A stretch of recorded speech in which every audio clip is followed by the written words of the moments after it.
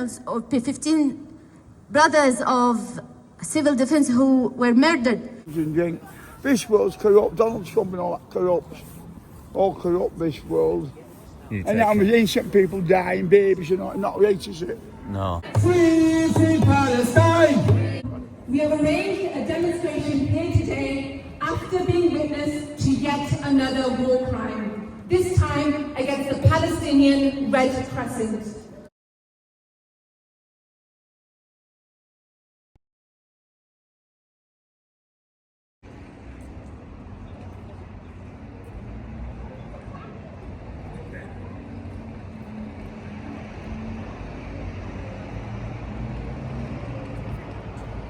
Yeah, I will. So,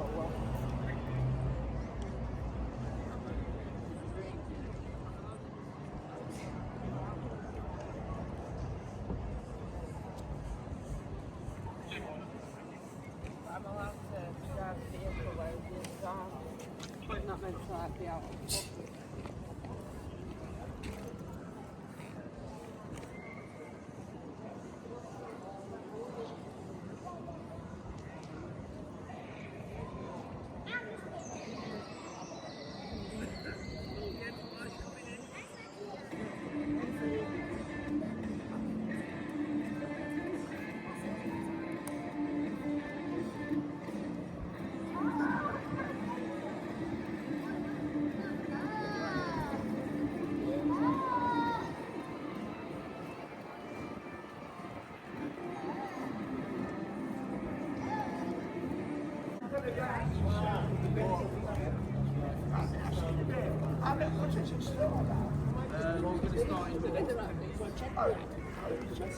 How you doing?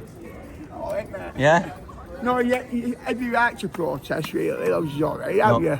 I just come to film it. Oh, all right. Now, it's starting 10 minutes, so I'll have a sit How are you down. keeping anyway? Well, I see my people with maybe just stop talking. We don't like a laugh until we pull the drugs and drink.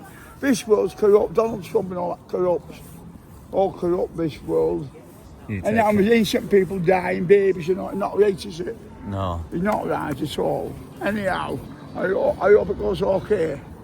You take care. Yeah.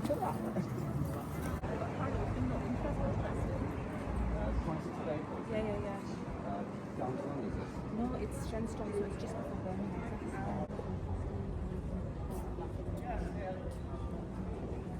Can you send us the details? Viva! Viva!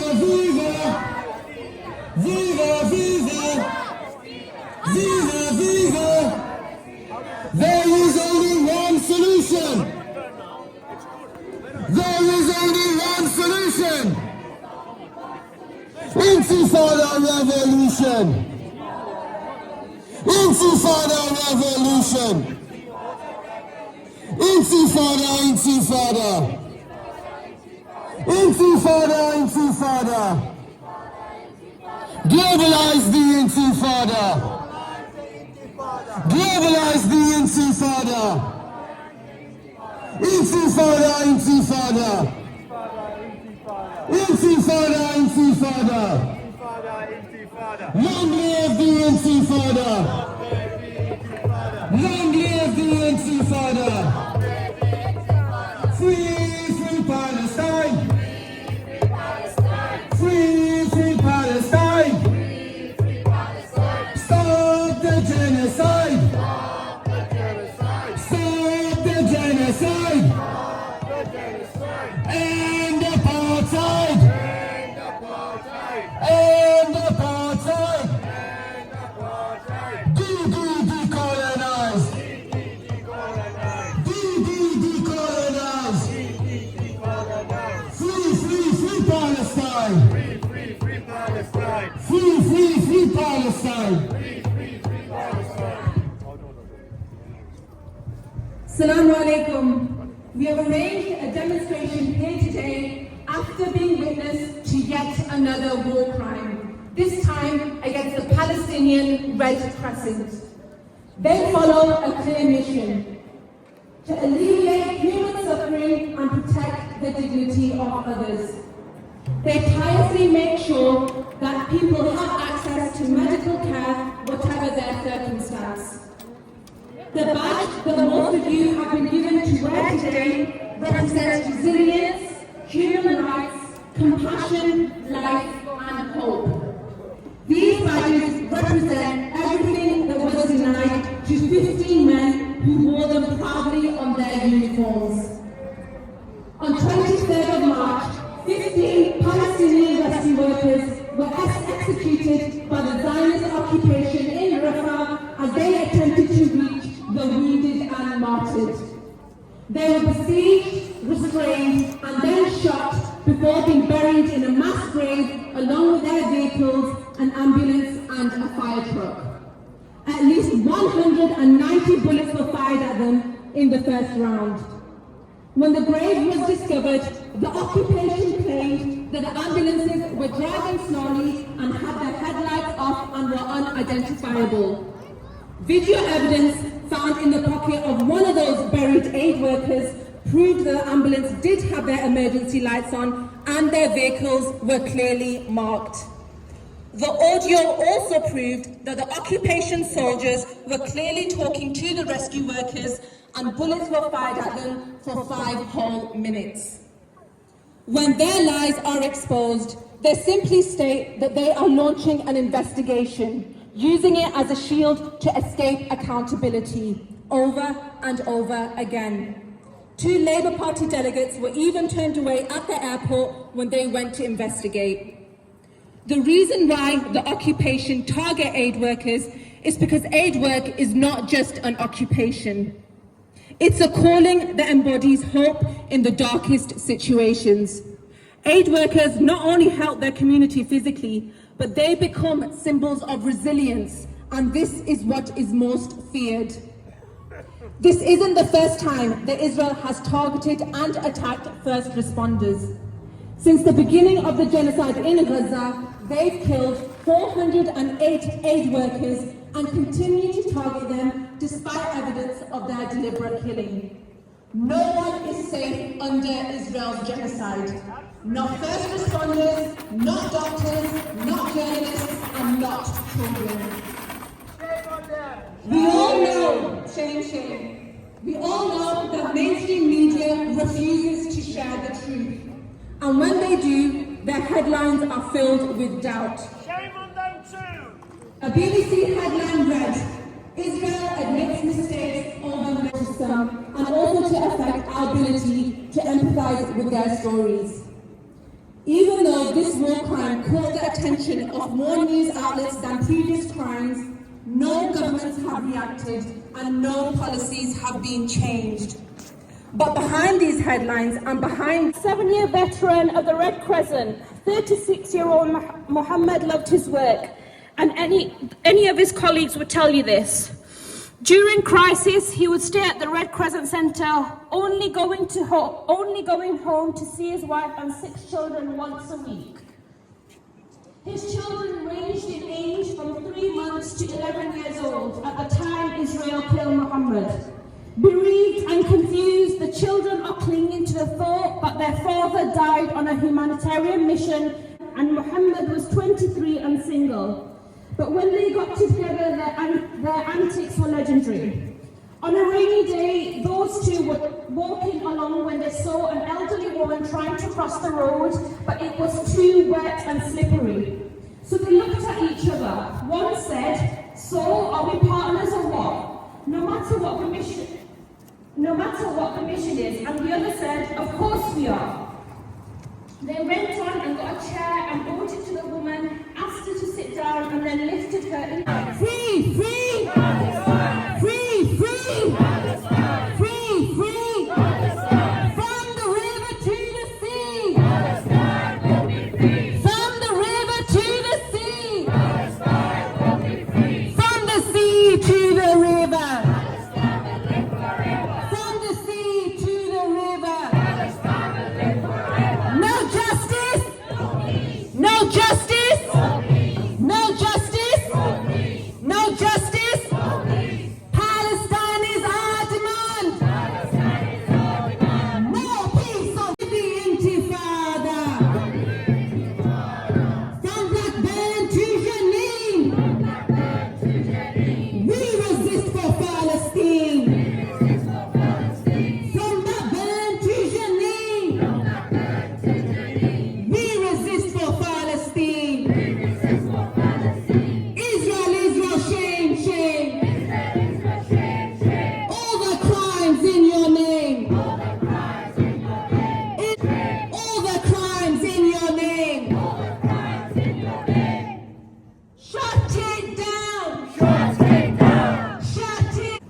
100,000, maybe 200,000 real people, real children, mothers, grandmothers, fathers, grandfathers, brothers, sisters, cousins, friends. They've all been murdered. Most of them have been not just murdered, but executed. Well, we don't hear about any of that on the mainstream media. Because, like our politicians, the mainstream media has been corrupted, it's been taken over.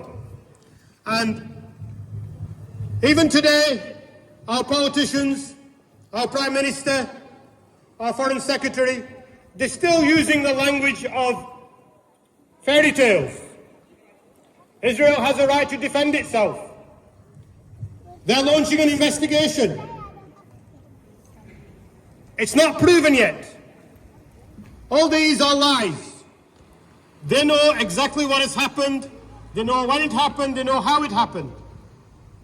But they pretend in this political game that they call the big lie, and we call the big lie. And their strategy is simple. That if you own the media and you keep saying the same thing over and over, it becomes the truth. It becomes their truth. And it's what they use to silence their conscience, if they have a conscience.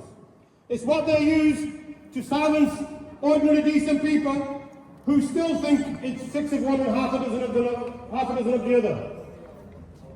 So when you ask them, how is the murder of 50,000 children self-defense? They have no answer.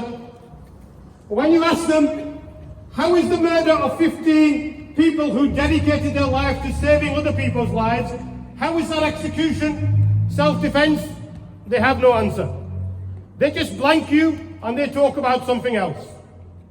And right now, the sister mentioned that I'm a Green Party councillor. We are the only party who routinely stands up and calls it out for what it is. It's a genocide. And I use that word all the time. To be honest, even that word no longer carries any weight because it's gone way beyond genocide. What we're witnessing now is not just deliberate murder and execution, it's people who enjoy killing, people who revel in killing, people who celebrate killing. And we are now being courted, you, me, we're getting leaflets from Labour candidates, Tory candidates, Reform candidates, who want us to forget about Palestine. They say, yes, Shabir, but you're not talking about local issues. You're not talking about the bins and the litter. And I say to them, if it was your daughter that was murdered, would you be talking about the bins? Would you be talking about the litter? Would you be knocking on people's doors saying, vote for me because I'm going to pick up your litter? Have you no shame? But the sad thing is, I'm seeing people I know, who are bored with Palestine. And who is saying to me, yeah, look, we've done that bit, we voted for you last time. We've got a really good candidate tonight, we've done that for her. They say, yeah, we know for her, but Moses, he's from my home.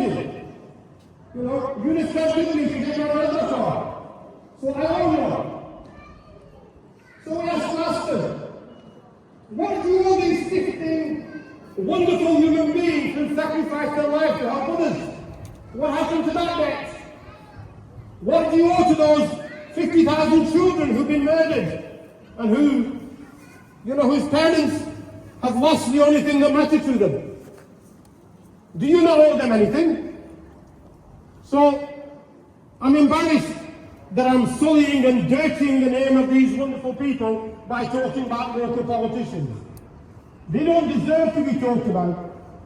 But sadly, some of them will get elected because people will have forgotten. So I say to each and every one of you, be the voice of those children. Ask those politicians where they were when the ceasefire votes were happening. Ask them where they were when we were demanding an end to arms sales. Ask them where they were when we were demanding divestment of council and government funding from the arms industry, from banks who support apartheid and genocide, from companies that supply weapons to kill children. Where were they? Why are they not here today? Why are they not here in the marches in London? Why are they not here in the marches in Manchester? Where are they? You know, why are they knocking our doors asking for our votes, but not willing to speak up on things that matter to us? And what can matter to us more than seeing our brothers and sisters executed? What can matter more to us than seeing our children blown to smithereens? Why is it that they were horrified by 40 imaginary babies who'd had their heads chopped off, rather than worried about 50,000 actual babies who've had their limbs blown off? How is that? Why does that work? It's our job to ask these questions. And as I said the other day, we had a meeting in Accrington, and as I said, we are far too polite to these people when they knock on our doors. Yeah, we invite them in, we give them a cup of tea, and we give them some biscuits, and we play the game. Yeah, look, maybe I'll vote for you, maybe I'll vote for somebody else. No! These people don't deserve to be invited into your homes. You need to stop them at the door and say,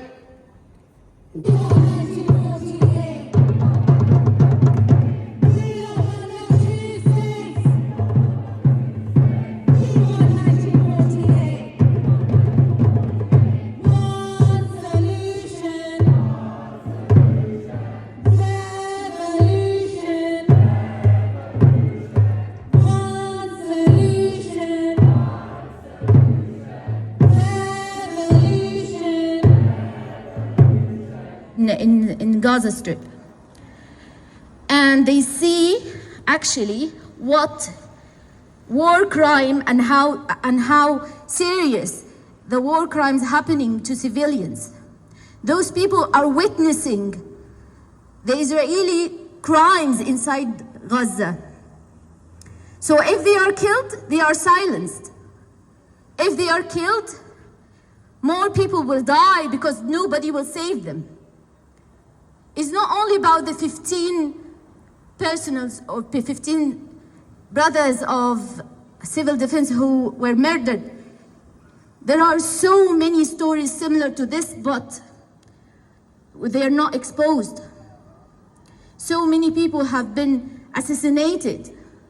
So many people have been targeted. And if I'm talking about North Gaza, because that's where we work as a charity there, there is, like during the 1.5 we help them giving them tools because they have reached the stage that they are rescuing people under the rubble with their bare hands. And I have got a video of them rescuing torn pieces of flesh of human beings.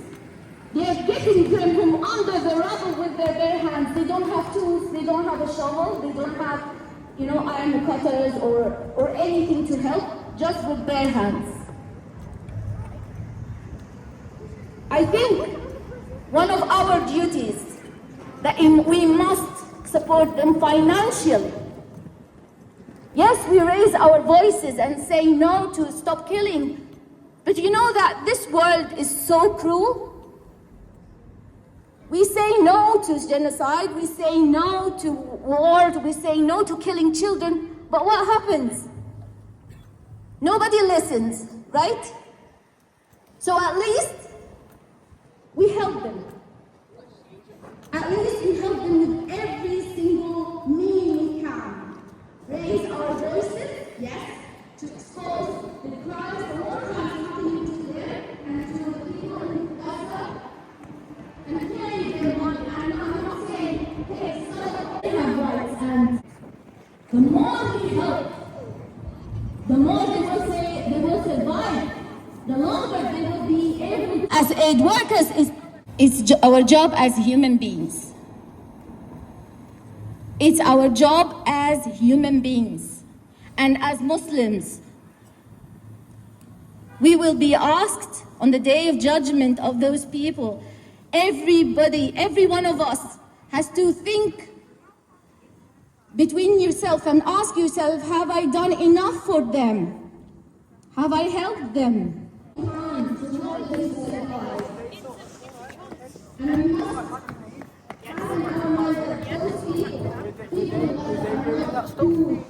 No. I don't want to read the Quran. I'm not saying about Adam and Eve. If Adam and Eve, did they wear that? I just don't think it's fine. Because he's saying You don't think it's fine, but she's okay. that's Then your it's fine. opinion. You're Just leave it. That's all right. But to me, it looks like oppression. You can't stand She looks like she's oppressed. Yeah. You need to be factual before you say something like that. That's your opinion that it's daft. But why is it daft? She's not hiding herself. She doesn't want to show her face to the world. That's why she's I've been reading it's not oppression. Yeah, but she doesn't want to show her face. The media has told you, the world has told you, showing your face, showing your body is beautiful. To me, it's my religion, it's her choice. Excuse me.